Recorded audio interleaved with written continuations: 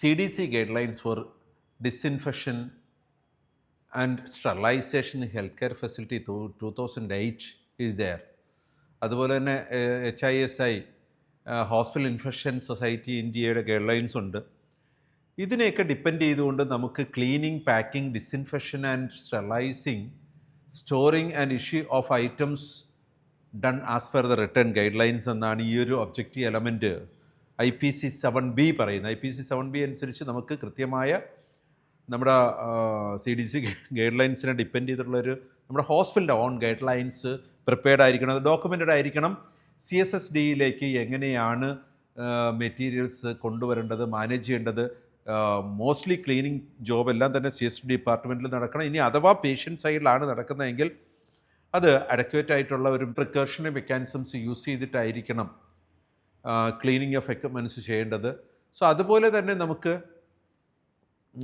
Sterilisation, flash സ്റ്റെറിലൈസേഷനിലേക്ക് പോകുന്നത് ആ ഒരു കാര്യത്തിന് വേണ്ടിയിട്ട് ഒരു കംപ്ലീറ്റ് സ്റ്റെറിലൈസേഷൻ പോകുന്നതിനുള്ള സമയം ഇൻസഫിഷ്യൻ്റ് ആണെങ്കിൽ മാത്രമാണ് നമ്മൾ അത്തരത്തിൽ ഫ്ലാഷ് സ്റ്റെറിലൈസേഷന് പോകേണ്ടത്. ഈ സ്റ്റെറിലൈസ്ഡ് എക്യുപ്മെൻറ്റ്സിനെ കൃത്യമായിട്ട് നമുക്ക്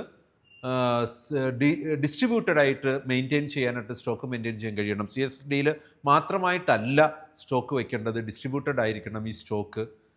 സോ അതുപോലെ തന്നെ നമുക്കൊരു സിംഗിൾ യൂണി ഡയറക്ഷനിലായിട്ട് ഉള്ള ഒരു handling from collection of the dirty equipments to the clean sterilised. അതിനകത്ത് ഓരോ സ്റ്റെറിലൈസ്ഡ് എക്യുപ്മെൻറ്റ്സിൻ്റെയും പാക്കേജിങ്ങിൽ ആ സ്റ്റെറിലൈസ്ഡ് എക്യുപ്മെൻറ്റ്സിൻ്റെ സ്റ്റെറിലൈസ്ഡ് ക്യാരക്ടർ നന്നായി ഇരിക്കാനുള്ള സാധ്യതയുടെ എക്സ്പയറി ടൈം മെയിൻറ്റെയിൻ ചെയ്തിട്ടുണ്ടായിരിക്കണം, mention ചെയ്തിട്ടുണ്ടായിരിക്കണം.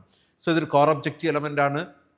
IPC 7B cleaning, packing, disinfection, sterilization, storing of items is done as per the written guidelines. നമുക്ക് written guidelines എവിടെയൊക്കെ വേണമെന്നത് കൃത്യമായ ധാരണ NA-BH പോകുമ്പോൾ ഇവിടെ IPC 7B return guidelines ഉണ്ടായിരിക്കണം. ആ ഗൈഡ് ലൈൻസ് സ്വാഭാവികമായിട്ടും CDC guidelines for disinfection and sterilization health care facility 2008നെയും ഹോസ്പിറ്റൽ ഇൻഫെക്ഷൻ സൊസൈറ്റി ഓഫ് ഇന്ത്യയുടെ ഗൈഡ് ലൈൻസിനെയും ഡിപ്പെൻഡ് ചെയ്ത് നമ്മൾ ബിൽഡ് ചെയ്തിട്ടുള്ള ഗൈഡ് ലൈൻസ് ആയിരിക്കണം.